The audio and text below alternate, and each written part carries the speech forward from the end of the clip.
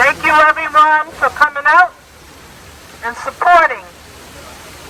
What I want to highlight first, before I begin, is that Governor Dan McKee in the Rhode Island Department of Housing awarded $3.5 million to create 231 additional shelter beds.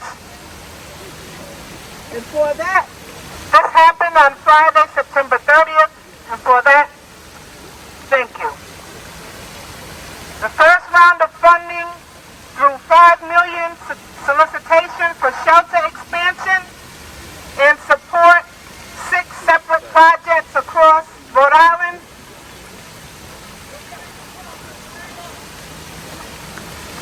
Those receiving money: Amos House Family Shelter, Blackstone Valley Advocacy, Central Falls, the Catholic Social Services of Rhode Island, Sojourner House, Thrive Behavioral Health, and Westerly Area Rest Meals. My message here is house the unsheltered now and not just pass the buck.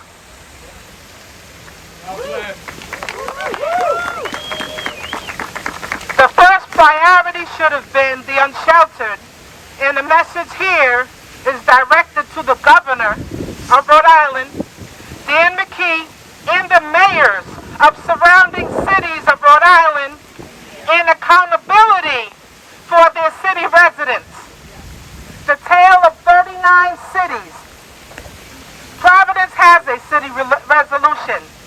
That city-owned buildings not being used and or are sitting in blight be rehabbed, brought up to safe and adequate living conditions, and allocated to provide housing for the unsheltered.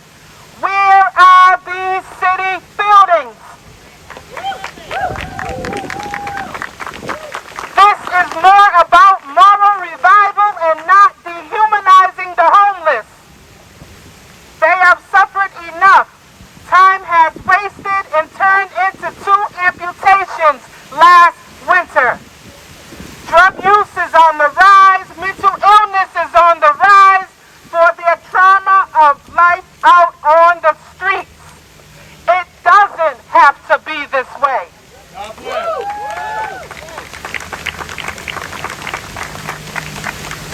You have the responsibility and the authority to save them. This message is to Governor Dan McKee.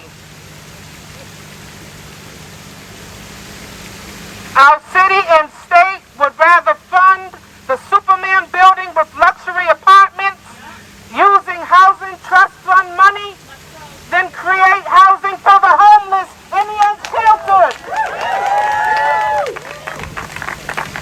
Fires are happening and families will be forced to live on the streets, adding to the unsheltered numbers that have existed throughout the pandemic.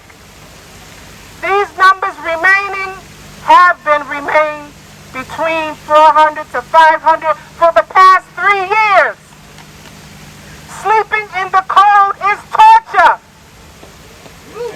Been there. God bless. Sleeping in the cold is traumatic.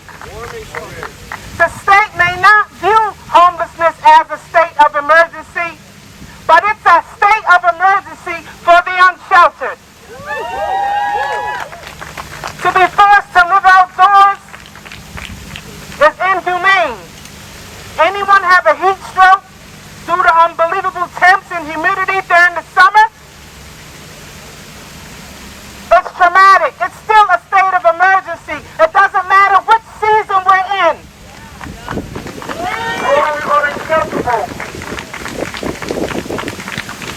Idle time and new drug use